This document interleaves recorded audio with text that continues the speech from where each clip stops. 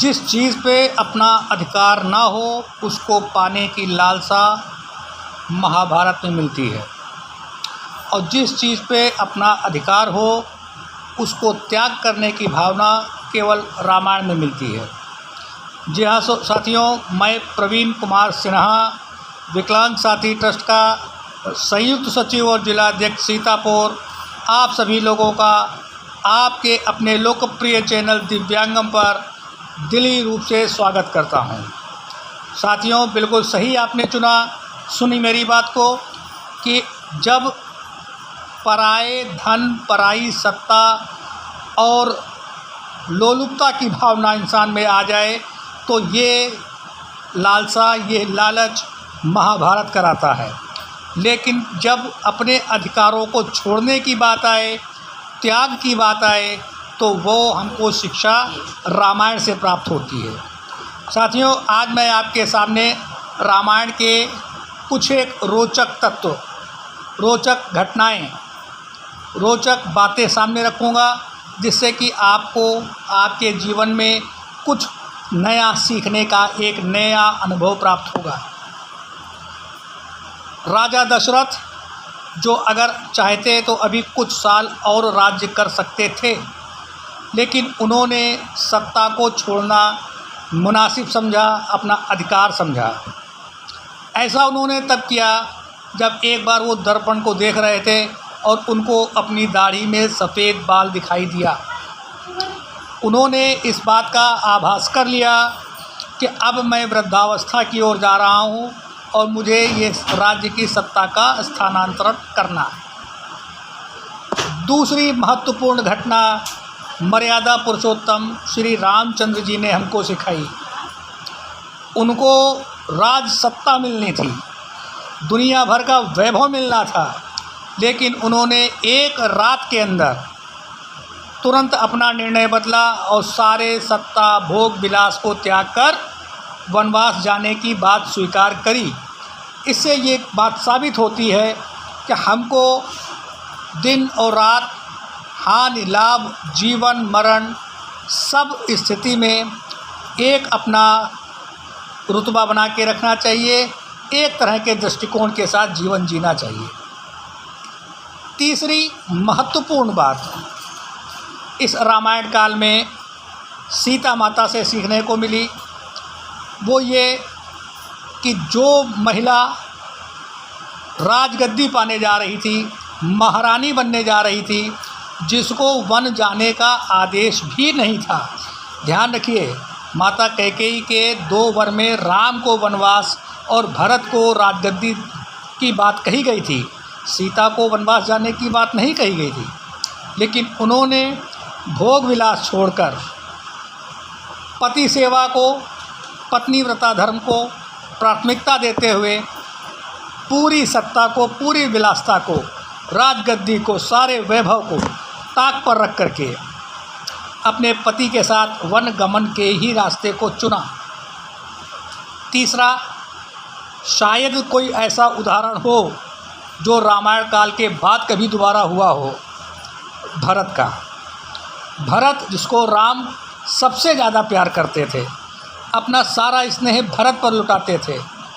उस भरत ने जब राम को वनवास हुआ, जब उनके पिता का स्वर्गवास हुआ, तब उस वक़्त भरत अपने ननिहाल में थे। उनको पता चला कि उनके बड़े भाई राम को वनवास हो गया है। तो उस परिस्थिति में उन्होंने अपने भ्राता धर्म को, अनुज धर्म को प्राथमिकता देते हुए सारे धर्म, सारे राज्य के वैभव विलासता को त्याग कर स्वयं नगर के बाहर रहकर वैसा ही जीवन जिया जैसे उनके बड़े भाई भगवान श्री रामचंद्र जी ने जिया।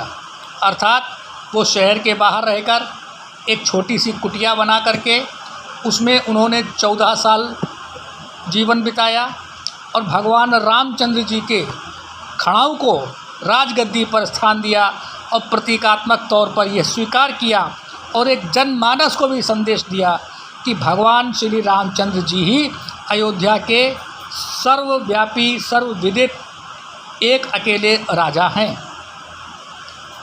भरत ने ये सिखाया कि किसी की भी सत्ता पर, किसी के भी धन पर, किसी के भी वैभव पर जिस पर हमारा अधिकार नहीं है, उस पर हमको कभी भी राज करने की बात सपने में भी नहीं सोचनी चाहिए। तीसरा और एक अन्य उदाहरण लक्ष्मण जी का मिलता है।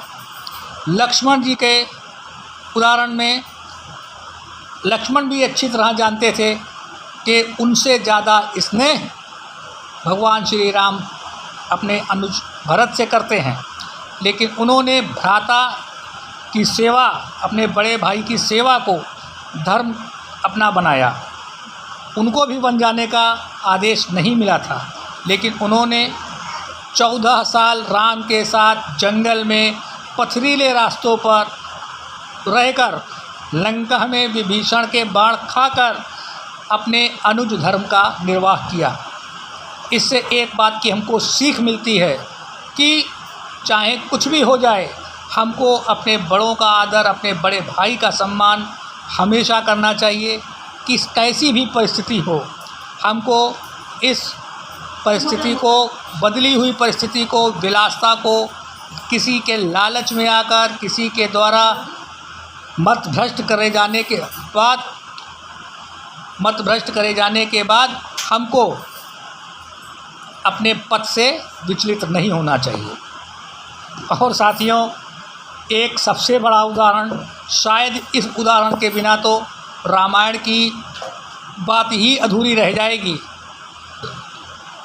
लगभग 1000 हाथियों का बल रखने वाले कपिराज हनुमान जी की, हनुमान जी ने पूरे रामायण में, विशेषकर सुंदरकांड में, रामायण के जो 8 कांड हैं उसमें विशेषकर सुंदरकांड में उन्होंने जितने भी क्रियाकलाप करे, हर क्रियाकलाप को उन्होंने अपने आराध्य भगवान श्री रामचंद्र जी के नाम से किया। वो समुद्र लांग के लंका गए। लंका में उन्होंने अशोक वाटिका उजाड़ी, सीता माता को राम की दी हुई भेंट दी, सीता माता से भेंट ली, पूरी की पूरी लंका जला दी। युवराज अक्ष कुमार का उन्होंने वध किया। उसके बाद जब वो लौट के आए और जामवंत और सुग्रीव ने कहा कि भगवान श्री रामचंद्र से कहा, महाराज हनुमान जी इतनी क्रिया कर आए हैं। हनुमान जी ने कहा, साहब मैंने कुछ नहीं किया, जो कुछ किया आपने किया, आप जानो आपका काम जाने। तो इन पूरी घटनाओं के बाद हमको एक बात ये सीखने को मिलती है कि हमको कितना नम्र रहना चाहिए। हमको सही समय पर सही निर्णय लेना चाहिए। ये हमको राजा दशरथ ने सिखाया कि सत्ता से जुड़े रहने का लोभ, घर के मुखिया बने रहने का मोह, ये हमको हमेशा किनारे रखना चाहिए। जब उचित समय आए तो हमको अपनी गद्दी अपनी अगली पीढ़ी को, अपने अगले शासक को तुरंत दे देनी चाहिए। भगवान श्री रामचंद्र जी ये सिखाते हैं कि मर्यादा में रहना और हानि लाभ, जीवन मरण, यश अपयश, किसी भी परिस्थिति में मनुष्य को अपने मानसिक संतुलन को नहीं खोना चाहिए।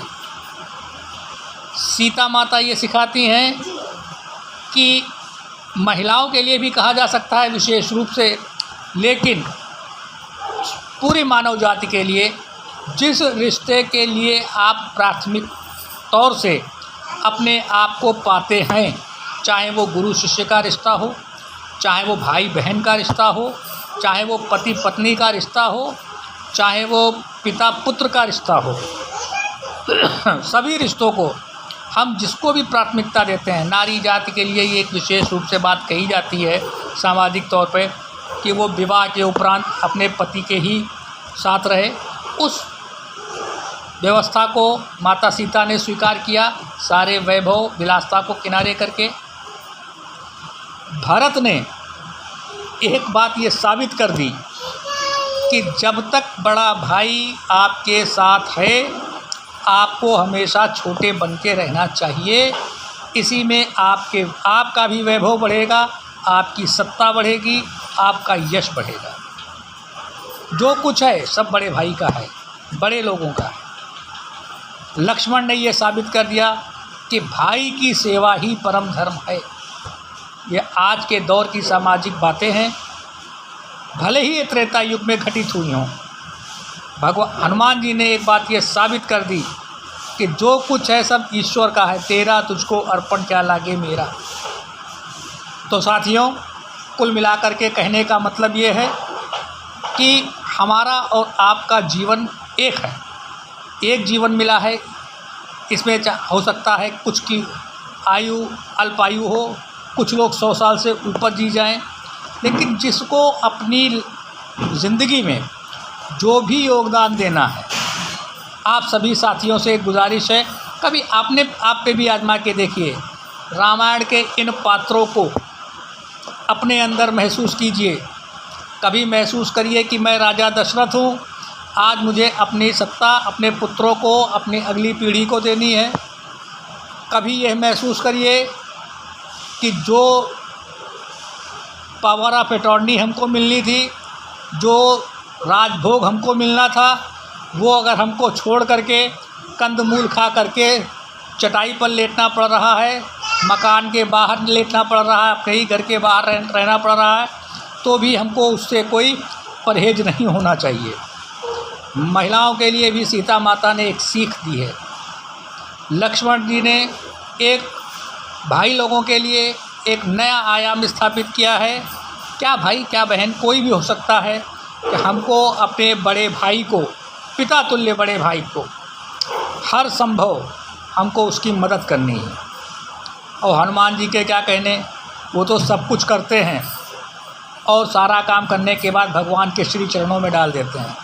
वैसे ही जैसे आज के राजनैतिक युग में जितने भी शासनादेश आते हैं, सब में सरकारें, मुख्यमंत्री और प्रधानमंत्री अपने शासनादेश में यही लिखते हैं कि महामहिम राष्ट्रपति के आदेशानुसार मुझे ये कहने का आदेश प्राप्त हुआ। कहने का मतलब ये है कि हनुमान जी ने जो कुछ भी किया, कहीं भगवान श्री रामचंद्र जी के आदेशानुसार मैं लंका गया, भगवान श्री रामचंद्र जी के आदेशानुसार सीता माता से मैंने भेंट की, भगवान श्री रामचंद्र जी के आदेशानुसार मैंने लंका जलाई, भगवान श्री रामचंद्र जी के आदेशानुसार ही मैं समुद्र लांघकर वापस आया। यहाँ पर कोई भी मैं की भावना नहीं है। मैं की भावना महाभारत में थी। दुर्योधन ने कहा था कि मैं 5 गांव तो दूर इन 5 पांडवों को सुई की नोक के बराबर भी स्थान नहीं दूंगा। परिणाम क्या हुआ? आइए हम और आप मिल करके इस सच्चाई को स्वीकार करें और अपने आप को एक मर्यादित पुरुष के रूप में, एक मर्यादित इंसान के रूप में स्थापित करें। साथियों, जाने से पहले आपको एक बात और बता दूं कि इस बार के 15 अगस्त का जो हमारा एक विशेष एपिसोड है, इसको आप लोग विशेष रूप से देखिएगा। देखते तो सारे ही हैं, आगे भी देखेंगे, हमारे आज के एपिसोड को भी देखेंगे, लेकिन 15 अगस्त को एक ऐसी नामचीन हस्ती के साथ मैं आपकी मुलाकात करा रहा हूं, हमारा चैनल कराएगा, जिसकी आपने कभी कल्पना नहीं की होगी। जी हाँ, तब तक के लिए मैं अपनी विकलांग साथी ट्रस्ट की पूरी टीम के साथ आपसे नमस्कार करता हूं और इस विनती के साथ मैं आपसे विदा लेता हूं कि हमारे आज के एपिसोड को भी आप लोग लाइक करें, सब्सक्राइब करें और अधिक से अधिक वॉच टाइम बढ़ाने पर हमारा सहयोग करें। धन्यवाद।